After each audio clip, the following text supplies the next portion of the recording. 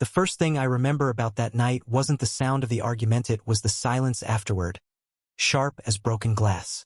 Funny how love stories never start with "once upon a time." Sometimes, they start with "get the hell out of my face." We were standing in that garage, long past midnight, the scent of gasoline thick in the air. My hands shook with the kind of rage that only comes when the person you love most also knows exactly how to hurt you. He stood across from me, arms crossed, jaw clenched, daring me to break first. And maybe I did, just not in the way either of us expected. "Why do you always push me away?" I spat, voice cracking, half from exhaustion, half from heartbreak. "Because you never know when to quit," he shot back, his blue eyes blazing.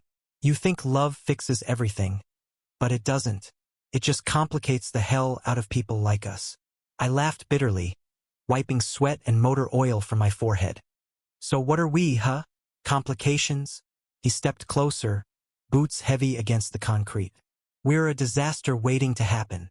And maybe he was right. We'd been circling each other for months, pulled together by some invisible magnet, only to rip apart again every time fear got louder than love.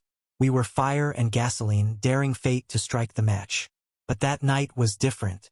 That night, the silence that followed the shouting wasn't just silence, it was a dare.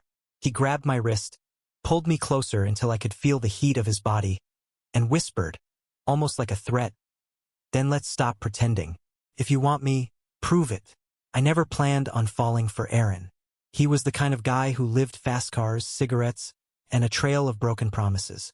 He wore his leather jacket like armor and treated love like something you tested, not trusted. And me? I was the opposite. Steady, cautious, a mechanic who loved engines because they were simple. You follow the rules, you turn the wrench, the machine runs. But Aaron wasn't a machine. He was chaos wrapped in a grin that could stop your heart. We met on the fringes of everything. I was working late shifts at my uncle's garage in a small Midwestern town, trying to save enough money to get out. He was trouble on two wheels, rolling in on a black motorcycle with a busted chain and a smile that made me forget my own name. From the start, we were wrong for each other. But sometimes wrong feels like the only thing worth fighting for. What nobody told me was that loving him would mean learning to survive his storms. He'd disappear for days, then show up at my door like nothing happened. He'd kiss me in the shadows, but never in the light. And yet every time he came back, I let him in because home stopped feeling like home when he wasn't around. So when he pulled me against him in that garage, daring me to cross the line, something in me broke. Or maybe it finally healed. I pressed my forehead to his and whispered, "I've already proven it 100 times. You're just too scared to see it." For a second, he froze. Then his lips were on mine, rough and desperate, like he was both punishing me and saving himself. The kiss tasted like smoke, salt, and something neither of us was brave enough to name. But kisses don't fix broken foundations.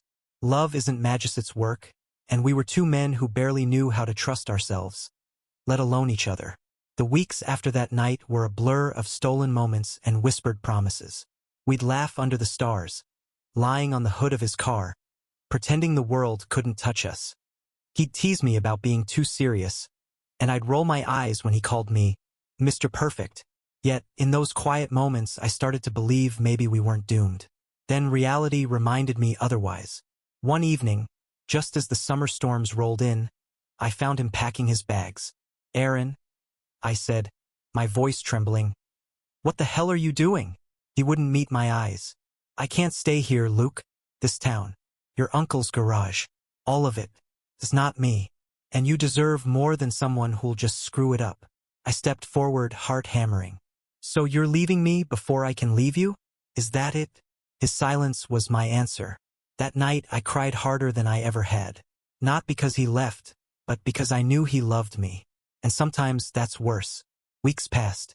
I worked until my hands bled, fixing cars by day and drinking cheap whiskey by night. Every knock at the garage door made my heart leap, but it was never him. The world kept moving, but I felt stuck in the hollow he left behind. Then one night, in the middle of a rainstorm, he came back.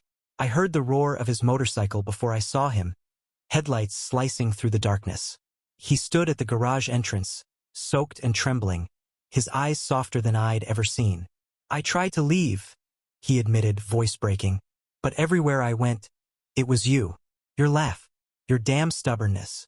Even the smell of gasoline reminded me of you. My anger flared, but it couldn't drown out the relief flooding through me. So now what? You want me to just forget you shattered me? He stepped closer, hands shaking. No, I want to earn you back. If you'll let me. Something in his tone, raw, unguarded, told me this wasn't another game. It was the truth, messy and painful, but real. I let out a breath I didn't know I'd been holding. You don't have to earn me back, Aaron. You just have to stay. And for the first time, he did. The days that followed weren't perfect. We fought, we stumbled, but we kept choosing each other. Slowly, the walls he built began to crack, and he let me see the boy underneath the bravado, the boy who just wanted someone to believe he was worth staying for. On one golden evening, as the sun dipped behind the cornfields, we sat on the tailgate of his truck. His hand found mine, rough fingers intertwining with my own. He leaned his head on my shoulder and whispered, I don't know what the future looks like, Luke, but I know I want it with you. I smiled, pressing a kiss to his hair. That's all I need. The garage that once echoed with our shouting now carried softer sound, slaughter, music. The hum of engines worked on together. The silence between us wasn't sharp anymore. It was warm, a space where love could finally breathe. And maybe that's the truth about us. We weren't gasoline and fire after all.